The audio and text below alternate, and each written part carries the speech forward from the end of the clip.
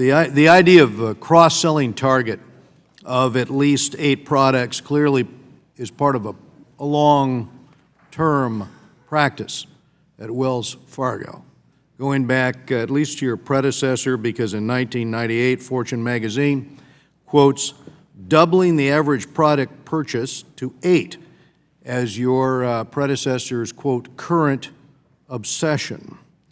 You know, morphing the goal to a mandate here seems to be a big part of the problem, and I say mandate because if people are fired for not hitting that goal, it's a mandate.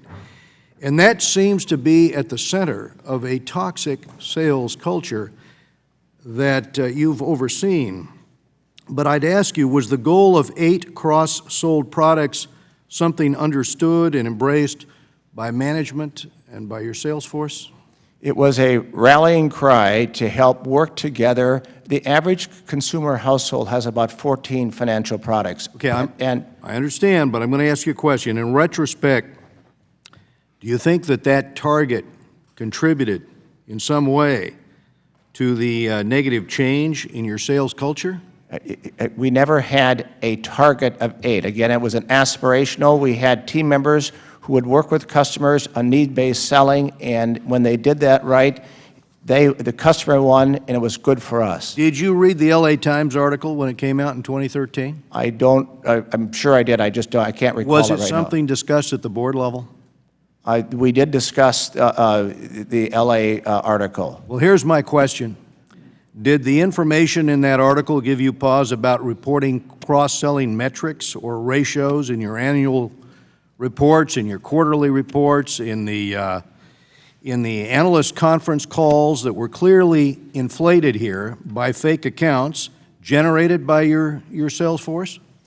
We love cross-sell because it helps define. Look, I understand your argument about that. Here's the question.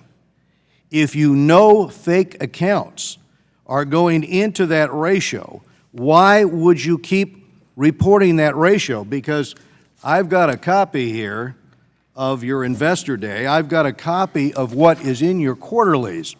And you know, you turned to Mr. Duffy here when he was asking the question, and you were saying, well, it isn't that material in terms of our bottom line, in terms of the fee income from these fake accounts.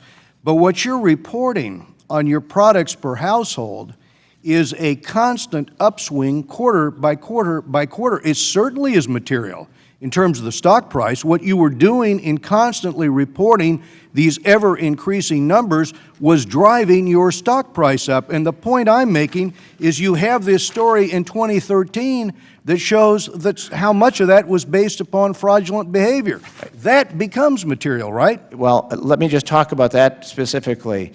The cross-sell ratio, even if you include all 2 million accounts in that, and we know we can't because we're already finding out in credit card that 75% or less than 25% either did not order it or do not remember.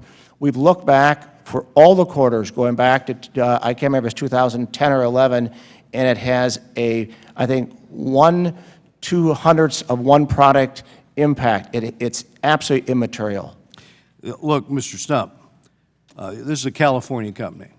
You've got a lot of California customers. You've got people all over the world dependent upon this company. You've got your employees, and from what I understand, 1,000 of them being fired a year connected to this. I believe rebuilding the trust and righting the wrongs are going to take a course of action here that I've yet to see you set. And through opening unauthorized accounts, or playing the shell game with a person's money, your employees and your company negatively impacted the credit of many people in this country. And I just want you to think for a minute about what that meant in terms of their ability maybe to qualify to get that home, or maybe to qualify to get that car, or maybe in terms of the student loan to send that son or daughter to university. Not to mention, again, working Americans wrongfully terminated by your company for what? Refusing to break financial laws, refusing to break ethical laws. That's what we have to come to grips with here. And this is, at the very least, the result of actions over the last 5 years. That didn't happen by accident. Time of the gentleman has expired. The chair now recognizes the gentleman from Massachusetts.